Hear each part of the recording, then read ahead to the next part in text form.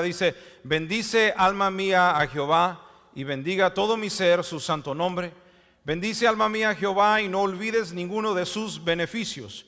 Él es quien perdona todas tus iniquidades, Él es quien sana tus dolencias. Él es quien perdona todas tus iniquidades, es decir, todos tus pecados. Él es quien sana todas tus dolencias, es decir, tus enfermedades. Él rescata del hoyo tu vida.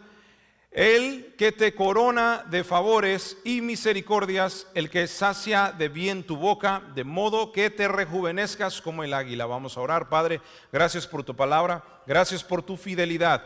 En esta mañana yo pido que tu Espíritu Santo esté conmigo para poder compartir tu palabra. Abre nuestras mentes, nuestros oídos, nuestros corazones para escuchar, para retener, para entender y para poner por obra tu palabra, Señor. Te damos toda honra y gloria a ti en el nombre poderoso de Cristo Jesús. Y todos dijeron un fuerte amén. Puede tomar su lugar. Y en esta mañana he titulado este mensaje: silenciando las mentiras. Dígalo conmigo: silenciando las mentiras. Hace algunas semanas atrás compartimos el mensaje sobre lo que significa la palabra redarguir. Y redarguir significa convertir el argumento contra quien lo hace, porque la palabra de Dios nos dice que la palabra de Dios es útil para enseñar, para corregir y para redarguir. Entonces, cuando leemos la palabra de Dios nos redarguye. El argumento que nosotros tenemos en contra de alguien, la palabra nos redarguye, es decir, convierte ese argumento en contra de nosotros mismos. Y mientras yo estudiaba, mientras yo escuchaba el mensaje, el Señor me habló y me dio, como quien dice, la segunda parte de ese mensaje. La palabra de Dios es como un espejo para nuestras vidas. Y nosotros entendemos que cuando venimos a los pies de Cristo, así como estos hermanos que se acaban de bautizar, nosotros recibimos a Cristo en nuestro corazón y nos convertimos en hijos de Dios.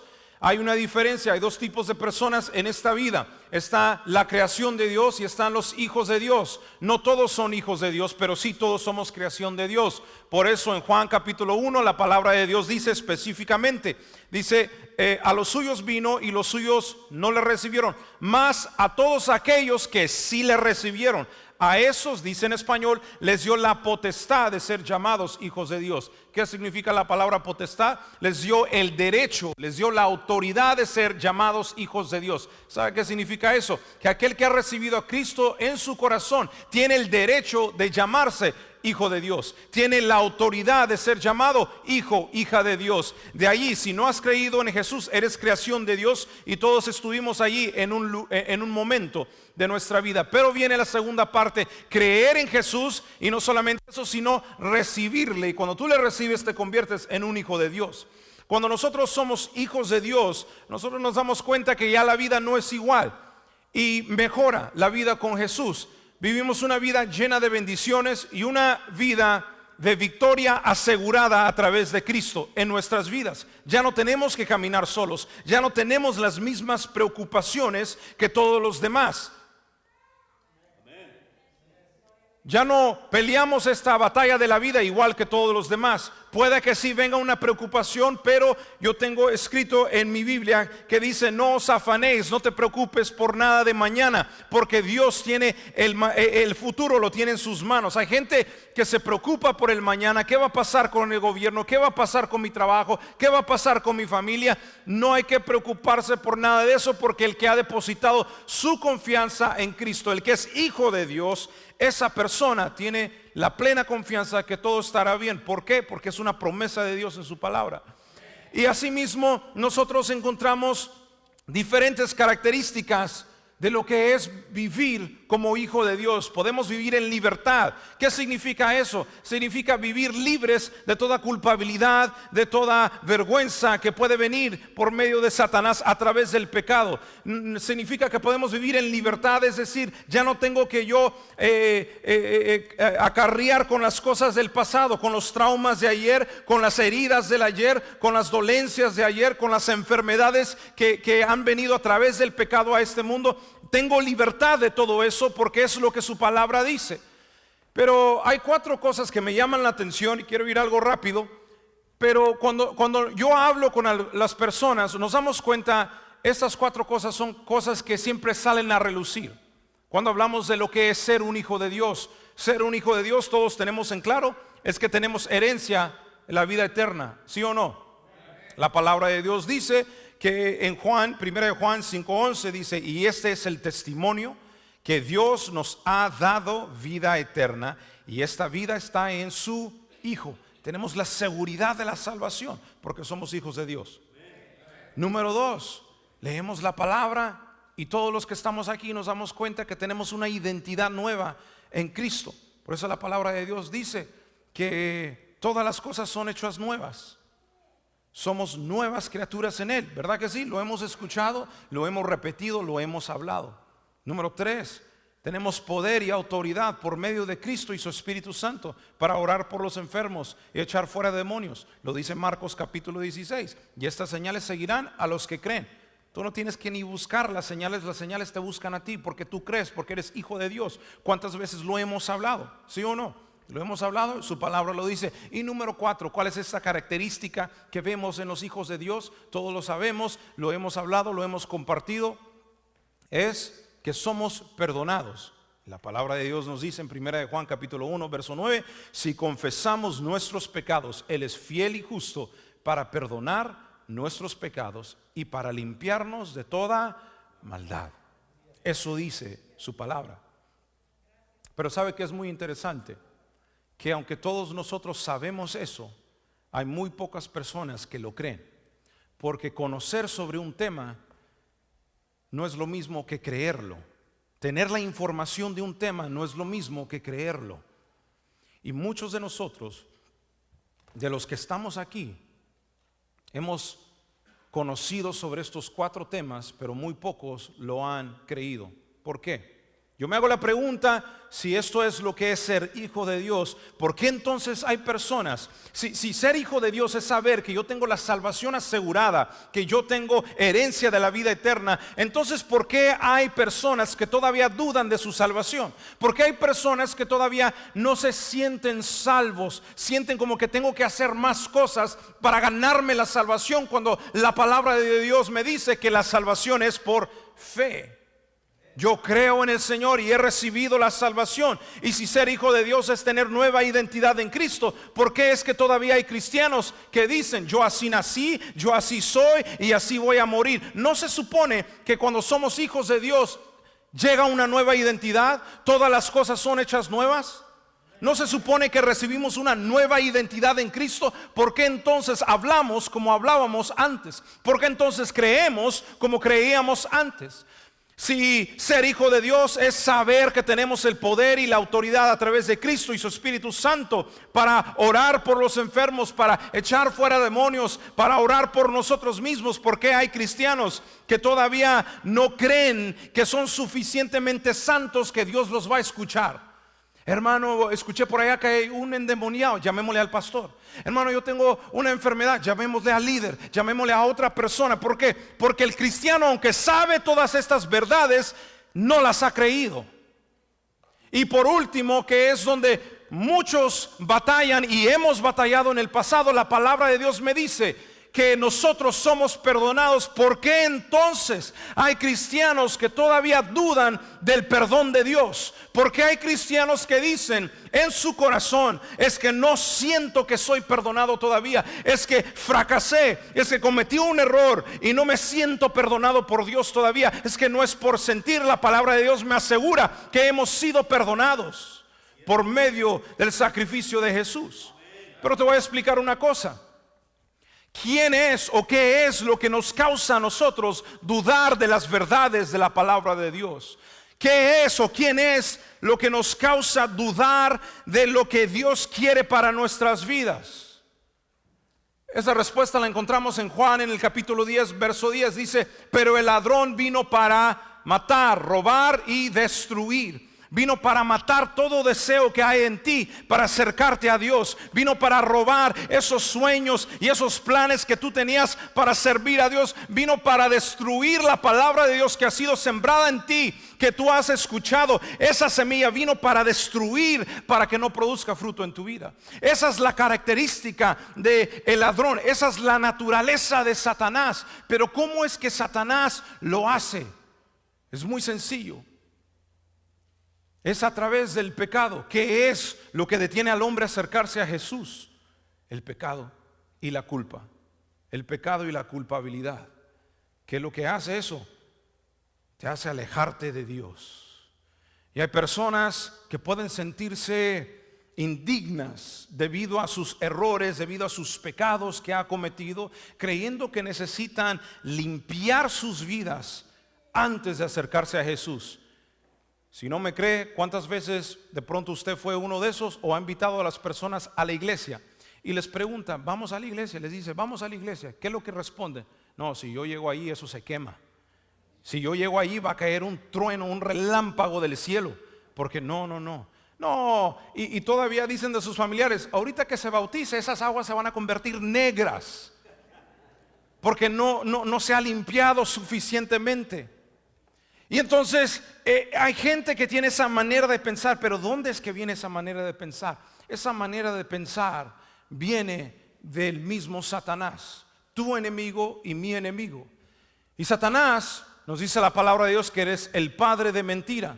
Él, a través de sus mentiras y sus engaños, llega a construir algo en tu mente y en tu corazón que te detiene, que te aleja de Dios. Dice la palabra de Dios en Juan capítulo 8, versículo 44. Dice, vosotros sois de vuestro padre el diablo, y los deseos de vuestro padre queréis hacer. Él ha sido homicida desde el principio y no ha permanecido en la verdad, porque no hay verdad en él. Cuando habla mentira, de suyo habla, porque es mentiroso y padre de mentira. ¿Es padre de qué? De mentira. Tú puedes estar seguro que cada vez que Satanás hable es mentira. Pero ¿no se supone que habla un poquito de verdad? Sí. Pero te voy a decir una cosa, si tú cuentas solamente el 99% de una verdad y el 1% mentira, es todo mentira. ¿Sabe por qué? Porque la verdad es absoluta, la verdad es completa, la verdad es Cristo, y Cristo habla solo la verdad, mientras Satanás, el diablo, habla pura mentira. Y es así, de esa manera, que nos detiene. Y te voy a dar algunos ejemplos cómo Satanás, el diablo, empieza a engañar las mentes de los cristianos y los corazones de los cristianos. En los momentos de debilidad, en los momentos que te has equivocado, en los momentos de errores, que hemos cometido errores, Satanás llega y se agarra de los traumas del pasado, del dolor del pasado, de alguna herida que todavía hay, y de ahí se agarra y empieza él a trabajar en tu mente y en tu corazón. Y es por eso que hay mucha gente que piensa que no son suficientemente buenos, no son suficientemente dignos, no son suficientemente, no se lo merecen, son inmerecedores del perdón y del amor de Dios, ya estando aún en la iglesia. Le voy a explicar muy sencillo cómo sucede esto. De pronto usted creció sin padres y a usted le tocó una vida muy difícil, y usted viene al Señor y el Señor lo recibe con brazos abiertos, y usted llega corriendo a su presencia y está enamorado del Señor. De pronto usted fracasa, o de pronto usted comete un error, y es ahí mismo donde Satanás llega y comienza a tirar un poquito de verdad mezclado con la mentira. Y entonces dice, eres una persona débil. Levante la mano. ¿Somos personas débiles, sí o no? Claro que sí. Pero entonces de allí Satanás dice, eres una persona débil, nunca serás suficientemente bueno para ganarte el amor de Dios. ¿Para qué pedir perdón si Dios no te va a perdonar? Y entonces comienzas a sentirte inmerecedor del amor de Dios. ¿Por qué? Creciste sin padres, siempre buscaste el amor y siempre hubo ese temor allí. Como ese temor nunca sanó, nunca se lo entregaste a Dios, entonces llega Satanás y de ahí se aprovecha, de ahí se agarra, y empieza Satanás a meter engaño y mentira en nuestras mentes. Y la meta de Satanás es tener influencia sobre tu mente y sobre tu corazón. ¿Por qué? Porque Proverbios en el capítulo 23 y el versículo 7 dice lo siguiente: porque cuál es su pensamiento en su corazón, tal es él. Entonces, si tú piensas y vives la vida siempre pensando que es que yo no me lo merezco, vas a ser una persona que nunca va a obtener nada en la vida. Y por eso Satanás influye sobre nuestra mente y pelea por la influencia en el corazón, por la influencia en nuestra mente, y lastimosamente hay personas que no viven su vida plena en Cristo porque todavía están atados por los engaños del enemigo. Y al no sujetar nuestros pensamientos a la verdad de Cristo, nosotros corremos el riesgo de someterlo a los engaños del enemigo. Sometemos la mente a los engaños del enemigo. ¿Y cuál es la naturaleza de Satanás? Es matar, robar y destruir. Y por eso vemos creyentes que empiezan un caminar con Cristo bien, empiezan en fe, empiezan el fuego, pero de ahí de pronto algo va disminuyendo. ¿Y qué es? El engaño, la mentira de Satanás. Y cuando te das cuenta, ya de pronto fallaste un domingo, y ese domingo se convirtió en un mes, y ese mes se convirtió en un año, y ahora tus hijos han crecido y no quieren nada que ver con el Señor. ¿Por qué? Porque todo comenzó con una mentira, con un engaño de Satanás. Pero nosotros tenemos la verdad. ¿Y cómo contrarrestamos nosotros eso? Muy sencillo, es con la palabra de Dios. Todos los que estamos aquí en algún momento hemos fracasado, en algún momento hemos quedado cortos. Y no necesariamente estoy hablando del pecado, sino de, digamos, una mala actitud. Como dicen en inglés, te levantaste del lado equivocado de la cama. Esa es una excusa. Del lado que usted se levante, hermano, no importa. Yo no sé usted, pero si me levanto del lado derecho o del lado izquierdo, no me quiero levantar. Quiero seguir durmiendo, pero me levanto. Entonces es pura excusa. Y entonces, de pronto no es un pecado, sino que es una, digamos, mala actitud. Tuvo un mal día. Llegó un hermano y lo quiso saludar, lo quiso abrazar. Usted lo ignoró. Y el hermano llega y le expresa, o su esposo le expresó: no me gustó lo que hiciste. De ahí es donde Satanás, algo tan sencillo, aprovecha y comienza a decir: no que tan cristiano, no que predicador, no que tú amas a Dios, no que muy líder, no que muy santo. Quiero decirte una cosa, y eso debe ayudarte en esta mañana. Aprende cómo habla Dios y sabrás cuando Satanás está hablando. Porque Dios no habla de esa manera. Dios jamás te va a echar en cara lo que hiciste en el pasado. Dios jamás te va a decir: no que muy cristiano, no que muy santo, no. Porque Satanás siempre va a buscar detener el propósito de Dios en tu vida. Si no, pregúntele a Pedro. Jesús va en camino para la crucifixión. Pedro dice: no te vamos a permitir que mueras. Se le pone frente a Jesús, y Jesús le dice a él: apártate de mí, Satanás. ¿Por qué? Porque el propósito de Satanás contra nosotros es, la meta de él es detenernos del propósito de Dios en nuestras vidas. Y entonces podemos sentirnos indignos, podemos nosotros sentir que nos sentimos mal y no merecemos el perdón de Dios. Y entonces, pues, ¿para qué voy a la iglesia si de todos modos pues soy una mala persona? Es algo tan sencillo, yo sé que es algo tan sencillo, pero es algo tan real en las mentes y los corazones de aquellos llamados cristianos. Y es por eso cuando yo escucho hablar a la gente y me pide un consejo, una de las cosas que resalta mucho es que yo siento como que no. Hable con los jóvenes de ahora en día y todos: I feel like, I just feel like, y todos I feel, es puro sentimiento. Porque es ahí donde llega Satanás y te hace sentirte de cierta manera. Pero la palabra de Dios me dice una verdad, y me dice que el justo vivirá por la fe. La fe no consulta con nuestros sentimientos. La fe es verdad. La fe se encuentra en la palabra de Dios. Así tú te puedas sentir inmerecedor, pero la palabra de Dios me dice que soy merecedor. Así tú te puedas sentir una persona perdida, que no eres hijo de Dios, pero la palabra de Dios me dice que Él salió a encontrarme y me hizo hijo de Dios. Por eso es necesario buscar en su palabra. En su palabra hay verdad para tu vida. En su palabra hay verdad para mi vida. En la palabra de Dios hay verdad para tu situación, en tu familia. Puede decir un fuerte amén.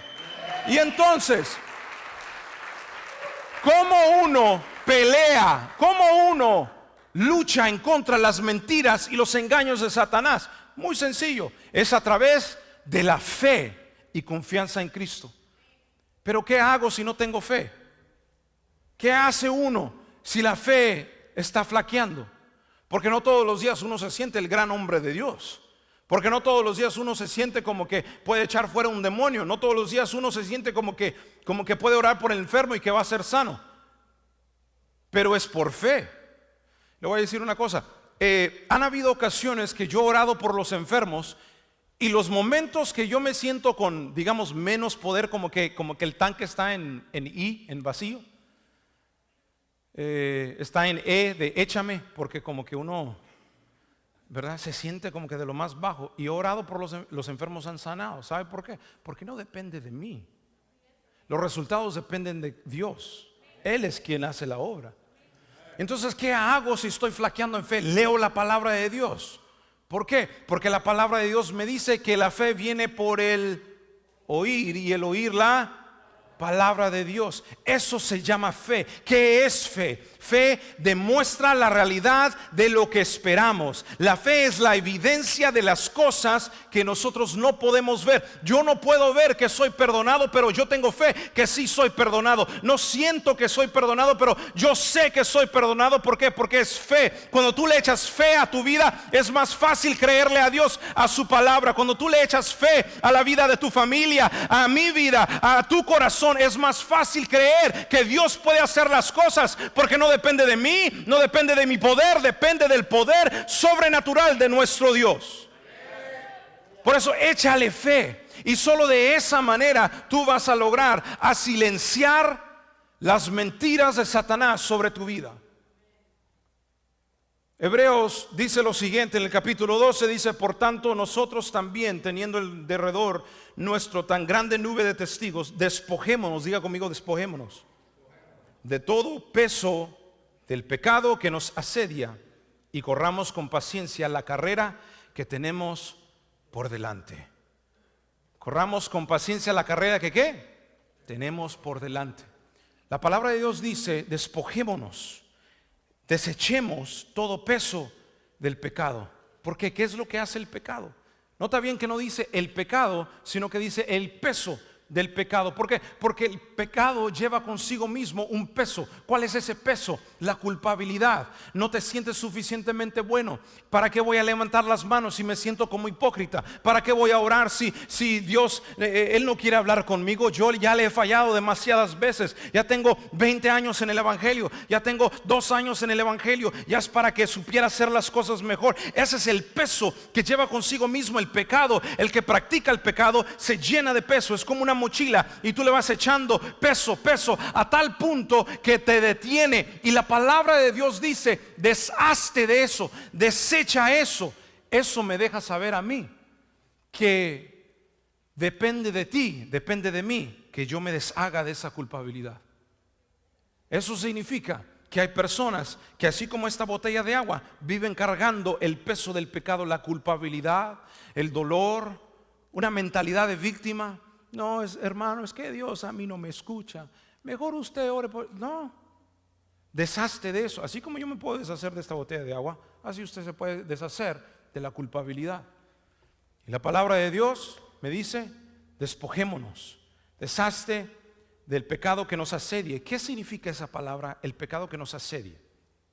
Significa que nos enreda, significa que nos detiene. Deshazte de eso. Quiero hacerte una pregunta: ¿qué es lo que hay en tu vida que por medio de mentiras o engaño Satanás ha depositado en tu vida y es lo que te detiene de acercarte a Dios? Es lo que detiene que la llama, el fuego del Espíritu Santo que un día ardía en ti regrese. ¿Qué es? Cuando nosotros analizamos nuestra vida, nos daremos cuenta que hay muchas cosas que nos detienen y que nos enredan. Y ese es el propósito por el cual el pecado llega, es para enredarnos, para detenernos. Dios no hizo esta vida para que tú vivas enredado, para que tú vivas en derrota. ¿Sabe cuál es una de las cosas que yo me he dado cuenta de? A ver si no me caigo, hermano, si me caigo no se ría. ¿Sabe cuál es una de las cosas que yo me he dado cuenta que hay en la vida del cristiano, y el cristiano no se da cuenta que está allí para detenerlo? ¿Sabe qué es? No solamente el pecado, no solamente el peso del pecado, sino la enfermedad. Jesús murió por tu pecado y Jesús también murió por tu enfermedad. Si no, explícame por qué Isaías dice que por las llagas de Cristo hemos sido curados. No, hermanos, que cuando lleguemos al cielo, hay una denominación pentecostal que sacó un video este año No voy a decir cuál denominación es, pero las Asambleas de Dios sacó un video este año hablando sobre la razón por la cual la sanidad divina es solamente cuando lleguemos al cielo. Cristo murió para que tú y yo vivamos libre de pecado en esta vida y en la próxima. Él murió para que tú vivas libre de enfermedad en esta vida y en la próxima. Lo que te detiene, lo que nos detiene, no solamente el pecado, sino la mentira también de la enfermedad, es que es parte de la vida. Es mi cruz que yo voy a cargar. No, deshazte de esta cruz, toma la cruz de Cristo, porque su palabra dice que su yugo es fácil y su carga es ligera. Por eso David dijo: Él es quien perdona todos mis pecados, mis iniquidades. Él es quien sana mis dolencias. Y la palabra de Dios me dice que Dios es el mismo ayer, hoy y por los siglos de los siglos. Si Él sanó ayer, Él sana hoy, Él sanará mañana. Si Él perdonó ayer, Él perdonará hoy y mañana perdonará también. Porque ese es nuestro Dios. Y contrarresta las mentiras de Satanás con la fe, con la palabra, con el poder de la palabra de Dios. Por eso es tan importante aprender a confesar la palabra de Dios sobre tu vida. ¿Sabes por qué? Porque en algún momento tú no te sientes apto, tú no te sientes como que debes adorar, como que debes cantar, porque alguien nos ha dicho: Dios no va a recibir esa alabanza. Entonces explícame cómo David, siendo un pecador, siendo un asesino, un mentiroso, un adúltero, todavía llegó y alabó a Dios, y Dios lo escuchó, y Dios recibió esa alabanza. No te dejes llevar por las mentiras de Satanás. Hay gente que, aunque hayas fracasado y hayas cometido errores, ese error allí fue lo que te detuvo. ¿Por qué? Porque creíste la mentira, creíste el engaño de Satanás. Pero en la palabra de Dios, vuelvo y repito, ahí encontramos que hay perdón. Así tú no te sientas que lo mereces, Dios te lo da. Es que Dios no conoce mi condición, es que Dios no sabe, es que usted no sabe. Pero ya Dios hizo la obra. Por eso la Biblia dice: mas Dios mostró su amor, que aún siendo ¿qué? Pecadores. Dígame si sí o no, Dios sabe que usted es pecador, que yo soy pecador. Dígame si sí o no, Dios sabe que no nos merecemos nada, ni la hamburguesa que me voy a comer al rato, nada. No nos merecemos nada. Pero por su amor, no depende de ti, no depende de mí, depende del amor de Dios. Y Él ya dio todo lo que iba a dar. Ahora es tiempo que te deshagas de las mentiras de Satanás, de los engaños. Sal de ese engaño. Mire, te voy a contar un testimonio. El miércoles estuvimos acá y tuvimos miércoles de testimonio, y fue algo muy bonito. Y me llamó la atención una palabra que dijo la hermana Cintia cuando Dios la sanó de ese problema que tenía. Ella dijo: no es que Lalo tenga un poder especial, dijo, pero yo decidí creer a la palabra. Eso es lo único que Dios está buscando, es alguien que le crea a su palabra, alguien que diga: Dios, tú dijiste que sanarás, tú dijiste que vas a proveer, tú dijiste que todo va a estar bien, yo te creo a tu palabra. Él está buscando quien tome esa palabra y diga: esto es verdad, esto es para mí. Entonces me llamó la atención eso, y yo sentí de parte de Dios, habla sobre la enfermedad. Entonces yo hice la siguiente declaración: que nosotros somos hechos en semejanza, de imagen y semejanza de Dios. Entonces la pregunta era: ¿Dios es un Dios enfermo, sí o no? No. Pero si somos hechos a su semejanza, ¿cómo puedo estar yo enfermo? ¿Cómo puedo yo estar cargando con una enfermedad el resto de la vida? Es cierto, un día nos vamos a morir. Claro, esta cáscara se va a quedar aquí. Cuando llegue al cielo, hermano, yo voy a ser flaco, voy a ser delgado, voy a tener músculo. No sé, todavía no decido pedirle a Dios si me dé músculos cuando llegue allá o qué. Pero un día vamos a morir. Dios nos puede sanar 1000 veces aquí, pero la verdad es que vamos a morir. Pero la realidad es que no es la voluntad de Dios que tú y yo estemos luchando con la enfermedad todo el resto de nuestra vida. Entonces hay un joven que estaba aquí presente en ese culto. Y ese joven ha tenido cirugías, ha tenido de todo, hermano. Tiene una dieta muy, muy estricta, porque todo le cae mal. Y me contó el testimonio después que al salir él del culto el miércoles, él salió y tenía ganas de comer ese famoso pollo frito que le encantan a los jóvenes, Cane's. Entonces fue para allá a comer Cane's. Hermano, si usted no lo ha probado, no se preocupe, no se está perdiendo nada. Entonces él salió para allá, pero él sabía que ese pollo frito le caía mal. ¿Sabes qué fue lo que hizo? Tomó la palabra que escuchó aquí y dijo: Señor, yo reprendo toda enfermedad, rehúso esa enfermedad y yo te doy gracias porque soy sano por el poder de tu palabra. Yo te doy gracias. Le dio gracias a Dios, reprendió la enfermedad y él se fue. Nadie le había explicado, primero tienes que tomar el discipulado 1 y 2 antes de reprender una enfermedad. Primero tú tienes que orar de esta manera. No, él escuchó la palabra y como él la recibió, lo puso en obra. Entonces, ¿sabes qué fue lo que pasó? Ordenó su Cane's, se fue a la casa.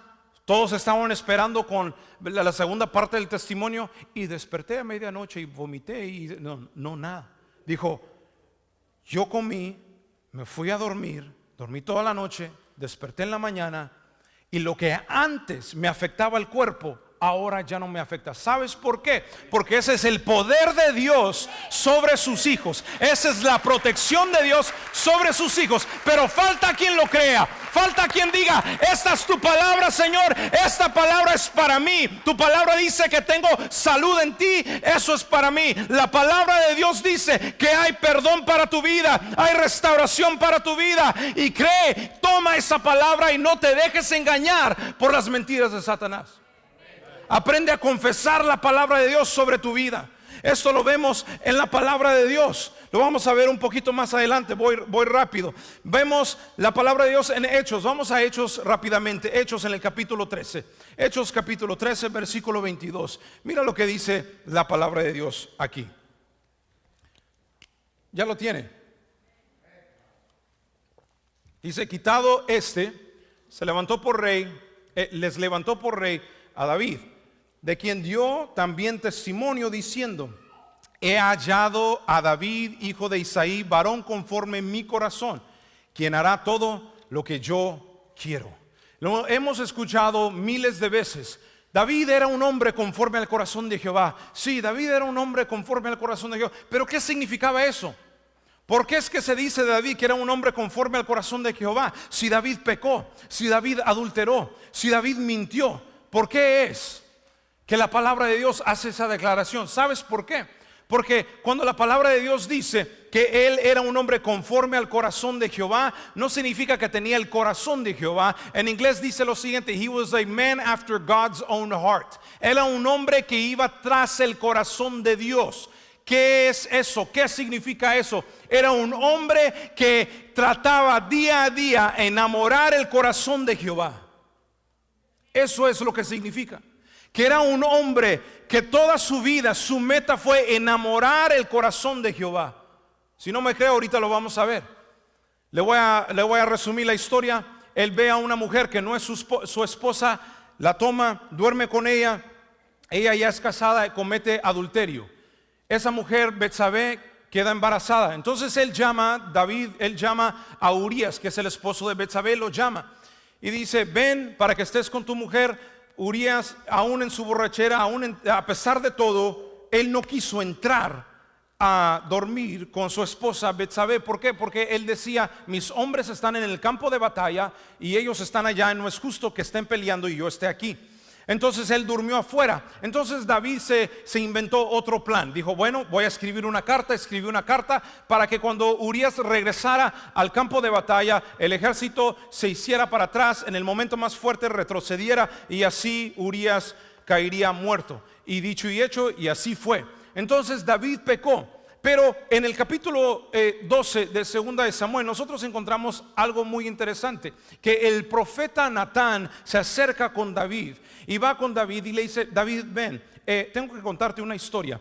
Y quiero tu opinión. ¿Qué es lo que tú piensas que debemos hacer? Ok, perfecto. Le empieza a contar. Habían dos hombres, había un hombre rico, había un hombre pobre. El hombre pobre tenía una oveja pequeña, y esta oveja pequeña, él se sentaba con él a la mesa, le daba de comer, andaba donde quiera con esta pequeña ovejita. Era como casi su hija. Pero este hombre rico tenía muchas ovejas, tenía ganado, tenía vacas, tenía de todo. Dice, cierto día llega un visitante, un caminante, y el hombre rico le prepara algo de comer. Pero el hombre rico, en vez de agarrar una de sus ovejas, agarra la única oveja que tenía este hombre pobre y la mata y le da de comer.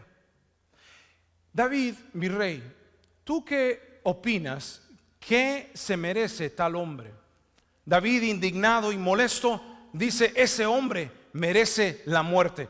Y Natán le contesta y le dice, ese hombre eres tú. Jehová te dio tantas cosas, Jehová te dio el reino, y tú aún fuiste y le robaste la mujer a alguien más. Y algo muy interesante que David hace aquí en el verso, en este capítulo dice, y te lo voy a leer, dice, entonces dijo David a Natán, que fue la respuesta de David a Natán después de todo lo que le había narrado: pequé contra Jehová. Reconoció su pecado. ¿Sabe qué es lo que pasa?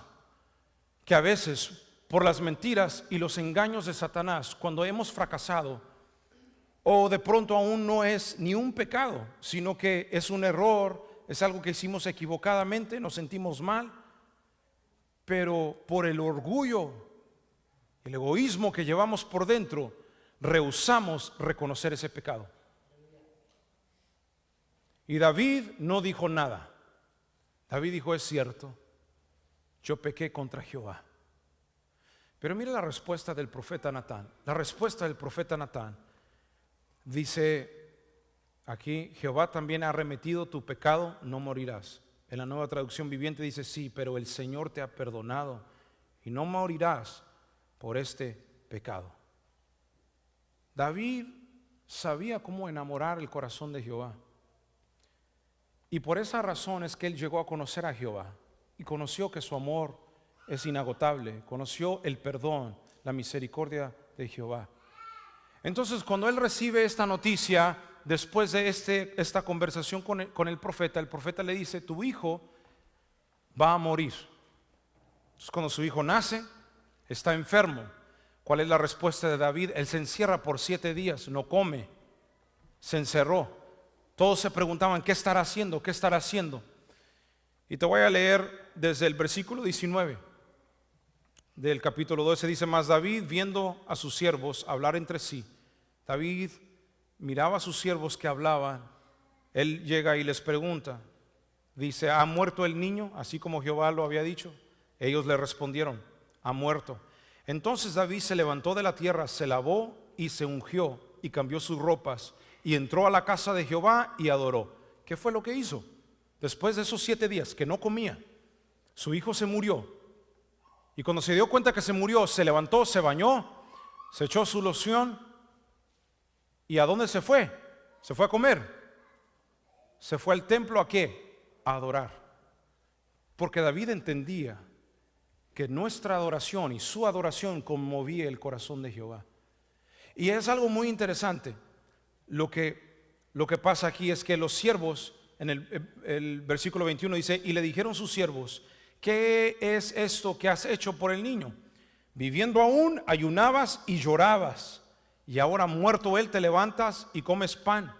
Él respondió, esta es la razón por la cual David actuó como actuó después de que recibió la noticia. Dice, viviendo aún el niño, yo ayunaba y lloraba diciendo, ¿quién sabe si Dios tendrá compasión de mí y vivirá el niño? Mas ahora que ha muerto, ¿para qué he de ayunar? ¿Podré yo hacerle volver? Yo voy a él, mas él no volverá a mí. ¿Sabes qué es muy interesante? Que David, la acción que él tomó, la tomó porque él conocía a Jehová. Jehová había dicho o no había dicho que el niño iba a morir. Sí. Pero ¿qué fue lo que hizo David? David dijo, yo voy a ayunar, yo voy a clamar a Dios. ¿Quién sabe si tenga misericordia de mí? ¿Sabe cuál es la diferencia entre nosotros y David? Es que aunque creemos conocer tanto de la palabra, Creemos conocer todas las doctrinas teológicas y eclesiásticas habidas y por haber. Muchas veces nos creemos muy santos, muy religiosos, pero en el momento de prueba no sabemos cómo responder de acuerdo a los hombres de Dios en la Escritura. ¿Por qué? ¿David pecó? Sí. ¿Recibió su consecuencia? Sí. ¿Sabe cuál fue la respuesta de David? Voy a ayunar y voy a orar, a ver si Dios tiene compasión de mí. ¿Qué es lo que uno hace? Pequé, sí. Viene la consecuencia. Bueno, pues que venga eso. Señor, que venga 10 más. Así, tú sabes, me puedes perdonar, pero no, tú decides, Señor. ¿Me perdonas o no me perdonas? Está bien, Señor, porque yo sé que no me lo merezco. Señor, si tú me levantas o no me levantas, yo sé porque no me lo merezco. Señor, si me permites regresar o no regresar, está bien, porque yo sé que no me lo merezco. ¿Tú escuchas ese tipo de lenguaje en la vida de David? ¿Qué fue lo que hizo David? Reconozco que pequé, pero yo sé a dónde voy a ir para encontrar consuelo para este corazón herido. ¿Sabe qué es lo que pasa con el pecado, con los errores? Cuando llega Satanás trae culpabilidad, y esa culpabilidad es muy diferente a la convicción del Espíritu Santo. Te voy a explicar la diferencia. La culpabilidad te hace sentir mal y te aleja de Dios. Por eso es que hay gente que se siente culpable y piensa que de pronto, bueno, es que yo le prometí al pastor que le iba a llevar unos tamales y no se los traje, lo voy a ignorar porque de pronto el pastor no, a lo mejor está molesto. Es que me llamaron la atención por mi indisciplina, me llamaron la atención por eso, entonces ya no les voy a hablar porque están molestos conmigo. Es tu propia culpabilidad, es tu propio orgullo. No, ya no voy a hablar con ellos porque no me quieren. ¿Quién te dijo que no te querían? ¿Quién te dijo que no te aceptaban? Esa es la voz de Satanás. ¿Cuántas veces yo he sentido que la gente está molesta conmigo y voy y hablo y les digo, ¿ustedes están molestos conmigo? No, ¿por qué? No, es que yo pensé, como no llegué a la casa el otro día, yo pensaba que ustedes estaban. No. ¿Sabe qué es? Dígame si sí o no. Usted se ha hecho escenarios en su mente que piensa que son reales, y el momento que usted los enfrenta se da cuenta que es pura mentira y es puro engaño de Satanás. Así trabaja Satanás, y así empieza Satanás a dividir a las personas,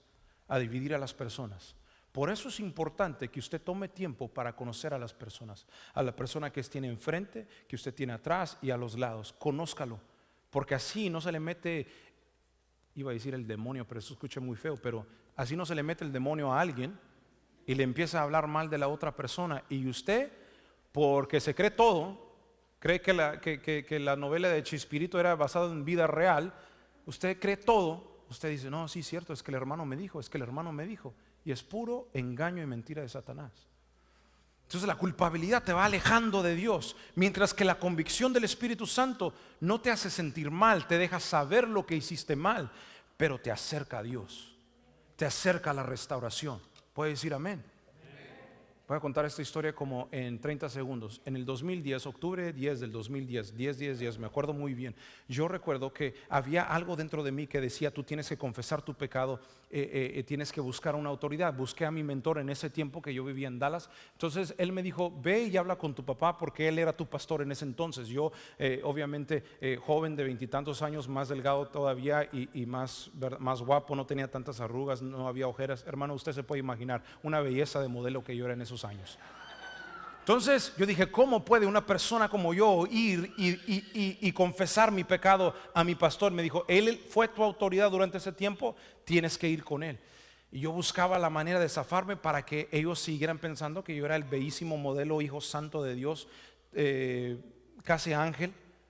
Y entonces yo llego y hablo con mi papá. Le digo, papá, necesito hablar contigo. Me dice, ok, está bien, ¿podemos ir al parque? Sí, está bien. Fuimos para el parque, nos sentamos y le dije, papá, mientras yo estaba bajo tu liderazgo, bajo tu pastoreo, yo hice esto, yo hablé esto, yo no hice aquello, yo hice lo otro, y te tengo que confesar eso porque hay algo dentro de mí, no sé qué es, no sé cómo explicarlo, pero me lleva a confesar esto, y la palabra de Dios dice que el que encubre su pecado no prosperará. Ahora se da cuenta por qué no ha prosperado. Confieso su pecado. Y entonces me acerqué con mi papá y yo ya estaba listo. Yo dije, ahorita me da una bofetada y ahorita caigo muerto. Señor, llévame en tu gloria en el nombre de Jesús, amén. Y me agarré de la banca y dije, por si acaso llega la bofetada. Y él dijo, ok, vamos a orar, dame tu mano. Yo dije, no le quiero dar mi mano porque ahí me va a dar una estirada y boom, ¿y para dónde me hago? Entonces le di la mano, oramos, lloramos juntos. Y yo dije, ¿y eso es todo? Me dijo, sí. Le digo, pero ok, está bien. Y allí fue que yo aprendí lo siguiente, que la convicción del Espíritu Santo te deja saber lo que hiciste mal, te acerca a Dios, te lleva a confesar tu pecado. Pero no solamente eso, el propósito de la convicción del Espíritu Santo sobre el pecado en nuestras vidas no es solamente para confesar, no es solamente para acercarnos a Dios, sino es para que seamos restaurados. Porque hay sueños, hay talentos, hay llamados en muchas de sus vidas y no pueden llegar a cumplirse hasta que sea restaurado. Y por eso Satanás, el ladrón, quiere mantenerte por debajo, quiere mantenerte derrotado, porque si te levantas serías una amenaza para Satanás. Quiero decirte en esta tarde que tú eres más que vencedor. Su palabra me lo dice, hay verdad en su palabra. Tú eres hijo de Dios. Satanás no está encima de ti, Satanás no está a tu nivel. Satanás está en el mismo lugar donde estuvo ayer. ¿Sabes dónde es? Debajo de tus pies. Así que en este día levántate, levanta las manos y abraza la palabra de Jehová. Tú eres más que vencedor. Deshazte del pecado, deshazte de la mentira, deshazte de todo eso que Satanás quiere aventar sobre tu vida para que te mantengas derrotado. En esta mañana ponte en pie. Quiero terminar con esto. Salmo 51 es el salmo que David escribe después de que peca con Betsabé. Y me puedo imaginar a David después de que ha pasado todo eso. Él fue al templo a adorar a Dios después de lo que había pasado. Y me puedo imaginar que ahí en el templo él saca su pluma con lágrimas en su rostro porque acaba de perder su hijo, pero sabe que es consecuencia de su pecado. Y él comienza a escribir lo siguiente en el Salmo 51. Dice, ten misericordia de mí, oh Dios, debido a tu amor inagotable. ¿Por qué tu amor inagotable? Estoy leyendo de la Nueva Traducción Viviente, NTV. Debido a tu amor inagotable. ¿Por qué oró David de esa manera? ¿Sabes por qué? Porque él sabía que Dios, el amor de Dios, no tiene fin. Él entendía que a pesar de su pecado, Dios lo seguía amando. Él entendía que aunque había fracasado, Dios lo seguía amando. Y por eso él comienza a orar de esa manera. Empieza a escribir, dice, a causa de tu gran compasión, borra la mancha de mis pecados, lávame de la culpa hasta que quede limpio y purifícame de mis pecados. Y luego dice una vez más, pues reconozco mis rebeliones, día y noche me persiguen. En el Salmo 77 el salmista escribe, yo recuerdo los días como al principio, donde yo me acostaba con alegría. Y eso es precisamente lo que roba de ti Satanás cuando has fracasado y comienzas a creer sus mentiras. No has silenciado las mentiras y los engaños de Satanás sobre tu vida. Empieza a robarte el gozo. Por eso tú verás gente que cuando empieza a servir a Cristo sonríen, están llenos de alegría. Pero pon atención, aquellos que antes sonreían y ahora no sonríen, aquellos que el gozo se les fue, ¿sabes qué pasó? Le creyeron a Satanás más que a la palabra de Dios. Te empieza a quitar el gozo. Empiezas a convertirte en una persona amargada. Y ahí Satanás te va robando, te va destruyendo, hasta que al fin llega a matarte. Y el Salmo 77 dice, yo recuerdo esos días como al principio. Recuerdo cómo había gozo. Y dice en el verso 7, purifícame de mis pecados y quedaré limpio. Lávame y quedaré más blanco que la nieve. Pero escucha bien, el verso 8 dice, devuélveme la alegría, deja que me goce ahora que me has quebrantado. Más adelante dice, devuélveme el gozo de mi salvación, porque eso es lo que hace el pecado, te quita el gozo de la salvación. Los que se bautizaron hoy, recuerda la alegría, el gozo que sientes ahorita. Porque llegará un momento donde Satanás tratará de robar ese gozo. Pero tienes que acordarte cómo te sientes ahora. Y di: Señor, regrésame el gozo de mi salvación. Regrésame ese gozo. Y Dios te está esperando. Termino con esta pequeña historia. La parábola del hijo pródigo. Todos la hemos escuchado. Pero ¿sabes qué me llama la atención? Me llama la atención esto. Voy a usar este micrófono. Me llama, si me escuchan, perfecto. Me llama la atención lo siguiente.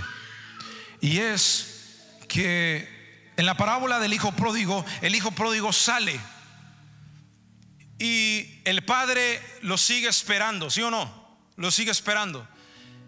Pero es muy interesante que cuando el hijo pródigo vuelve en sí y dice: en la casa de mi padre hay muchos trabajadores, hay muchos jornaleros, ellos tienen comida. ¿Qué estoy haciendo yo acá muriéndome de hambre? Me voy a ir de regreso a la casa de mi padre. Me llama la atención dos cosas. ¿Sabes cuál es? Me llama la atención que el padre no espera que el hijo corra hacia donde él está, sino que el padre ve de lejos al hijo y el padre sale corriendo a encontrarse con su hijo. ¿Sabes por qué? Porque el padre tenía años, tenía tiempo esperando ese momento. Yo te digo una cosa: Dios tiene tiempo esperando que tú tomes un paso y tú digas: Señor, yo reconozco que he pecado. Yo sé, Señor, antes yo te adoraba, ahora no te puedo adorar por la culpabilidad que llevo por dentro, por la vergüenza que llevo por dentro, Señor, pero hoy yo salgo para encontrarme contigo. Eso me dice que Dios te está esperando. Y está esperando para encontrarse contigo. Pero no solamente ahí. ¿Sabes qué más encuentro en esa historia? Es lo siguiente: que después de que le da un abrazo, le da un beso, rápido llama y dice: traigan el anillo, traigan el calzado, traigan otra túnica para darle a mi hijo que se había ido pero ahora regresó. Sabes, Dios, ese padre lo estaba esperando no solamente a que su hijo regresara, sino que ese padre tenía ya tenía guardado lo que le iba a dar el día que regresara.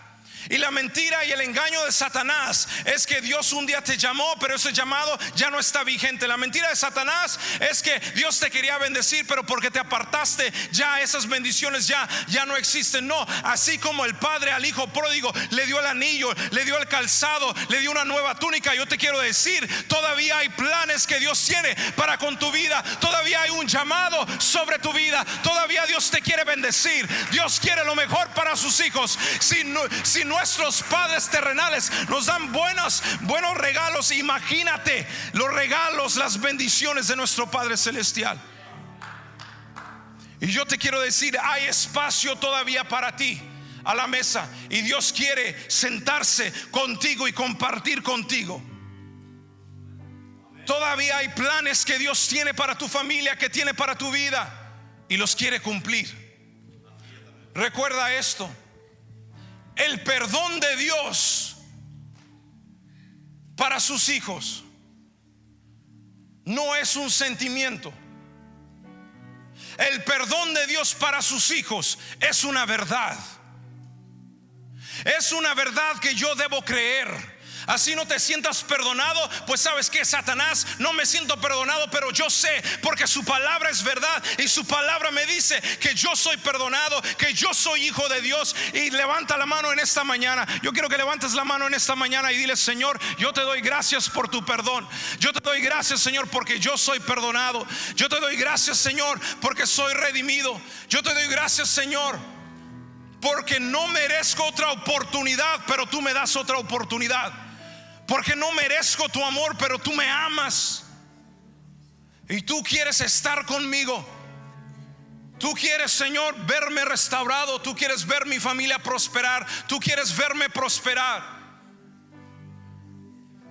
Padre, en el nombre de Jesús, en el nombre de Jesús, esos corazones que en este momento batallan, solo porque un día predicaste, solo porque un día dirigiste la alabanza, porque un día de pronto tú evangelizaste a alguien, y la mentira y el engaño de Satanás es que ya tú avanzaste demasiado como para que Dios te restaure. Eso no es verdad. David era el rey y aún había restauración para David. Y si pudo haber restauración para David, puede haber restauración para ti. Puede haber restauración.